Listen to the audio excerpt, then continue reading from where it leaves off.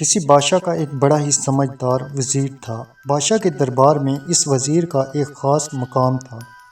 بادشاہ اپنا کوئی بھی اہم فیصلہ اس وزیر سے مشورہ لیے بغیر نہیں کرتا تھا، لیکن وزیر کی اس عقل مندی اور بادشاہ کی نظر میں اس کی اہمیت کی وجہ سے دربار میں موجود کئی لوگ اس سے حسد کرتے تھے۔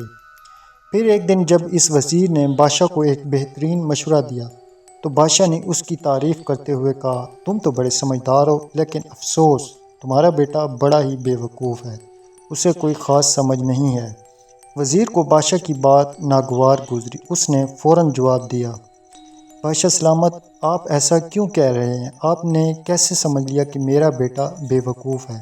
بادشاہ نے مسکراتے ہوئے جواب دیا، ہر روز جب میں بازار میں لوگوں کے مسائل سنتا ہوں تو تمہارا بیٹا بھی وہیں موجود ہوتا ہے۔ میں جب بھی اس سے پوچھتا ہوں کہ سونا زیادہ قیمتی ہے یا چاندی، تو وہ ہمیشہ چاندی کا نام لیتا ہے۔ اسے یہ بھی نہیں معلوم کہ سونے کی قیمت چاندی سے کہیں زیادہ ہوتی ہے۔ یہ سن کر دربار میں سب لوگ ہنسنے لگے۔ وزیر کو شدید شرمندگی محسوس ہوئی۔ جیسے ہی وہ گھر پہنچا، اس نے اپنے بیٹے کو بلایا اور کہا، بیٹا، مجھے یہ بتاؤ، سونے اور چاندی میں سے زیادہ قیمتی کیا ہے؟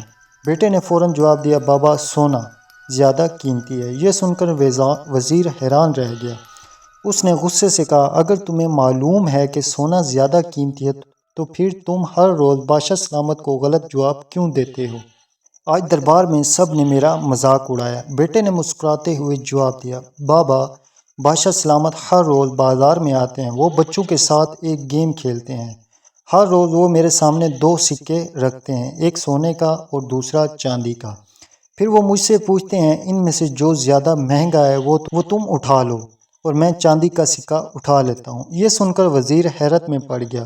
اس نے فوراً پوچھا، مگر بیٹا، تم ہر روز چاندی کا سکہ کیوں چنتے ہو؟ بیٹے نے کہا ایک رازدارانہ مسکراہٹ کے ساتھ، بابا، بادشاہ سلامت کو یہ بہت انجوائے کرتے ہیں۔ جب میں چاندی کا سکہ اٹھاتا ہوں اور کہتا ہوں کہ چاندی زیادہ قیمتی ہے، وہ ہنستے ہیں اور وہاں سے چلے جاتے ہیں۔ اگر میں ایک دن بھی سونا چن لوں تو وہ مجھ سے یہ سوال پوچھنا ہی چھوڑ دیں گے اور مجھے چاندی کے سکے کے بجائے